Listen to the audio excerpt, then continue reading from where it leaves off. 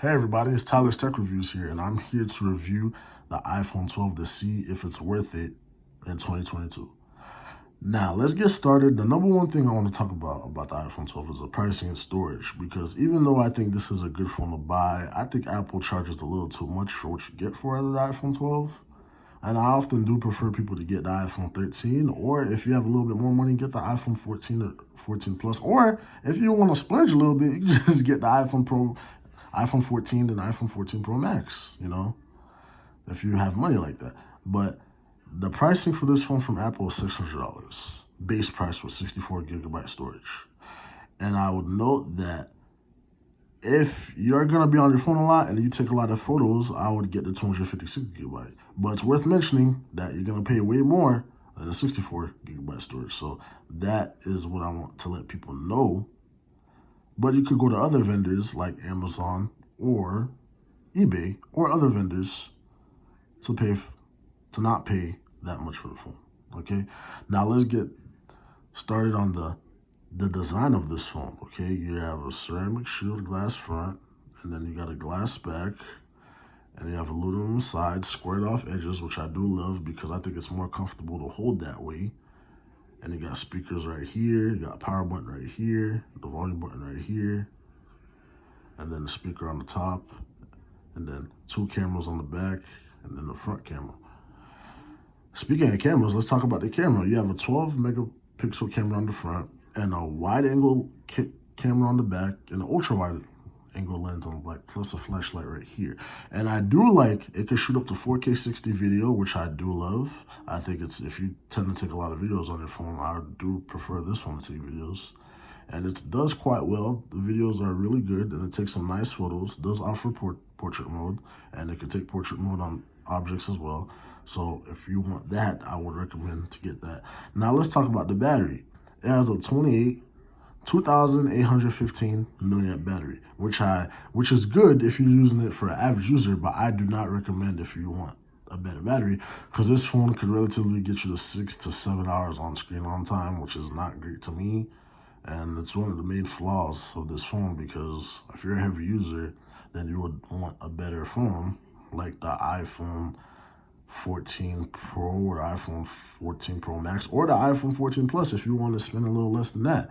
So in terms of battery, I would not get this phone because it just does not last whatsoever.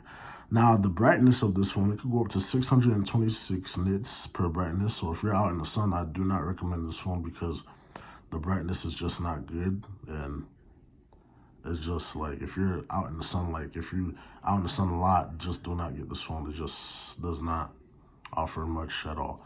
And it just doesn't. And the processor of this phone has a CPU, A14 Bionic chip CPU, which runs quite smoothly. As you guys can see, I'm running through my phone. It has a 60 hertz display, but it's running smoothly. And let me just go on Snapchat. Pretty smooth. No freezes or nothing like the matter. It runs pretty smooth, which I do like about this phone. And you're not gonna notice much difference. That's the only thing. Like, if you get an iPhone 13 or get an iPhone 14, you're not gonna notice much difference in the CPU. I mean, it's not. This is why I love iPhone, man, because it's so well optimized, and you just can't really notice the difference about the phone. It just really doesn't. You just won't notice it. Let me just go. You just won't notice anything. Like, it's really fantastic. I just love it for that.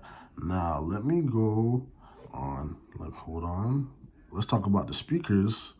Speakers running quite smoothly on this phone. It's pretty loud, I'd say.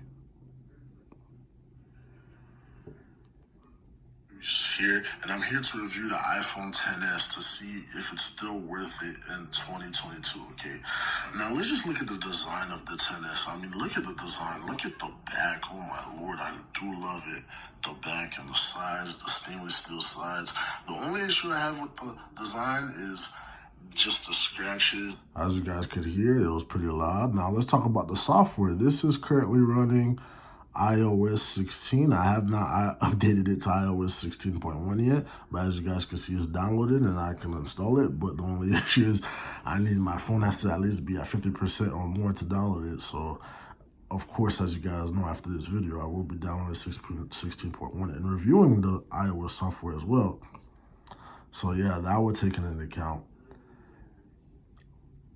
So yeah, the phone runs pretty smooth. It's not bad choice at all. It's just like I said, the battery is just not great at all. It's just not what I expect, at least. It's just, but the display is pretty good though. This iPhone 12 is one of the first iPhones to introduce 5G, which is good because 5G is faster than LTE for sure. But the only problem is it drains more battery. That's the only issue. So if you use 5G a lot, I would not recommend using it that many times because it will drain your battery, and that's not good at all. So overall, I do think the phone is worth it in 2022, but I would be cautious because, like I said, the battery life is not good on this phone at all. So I would be wary of that. But other than hand, yes, it's great, does well, and yeah, pretty much. If you want to, you just go to the Apple Store and get it.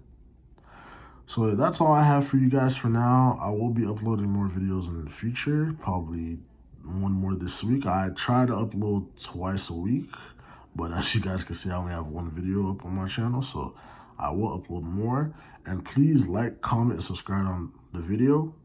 And you guys have a nice day, and I am out of here. Thank you for watching.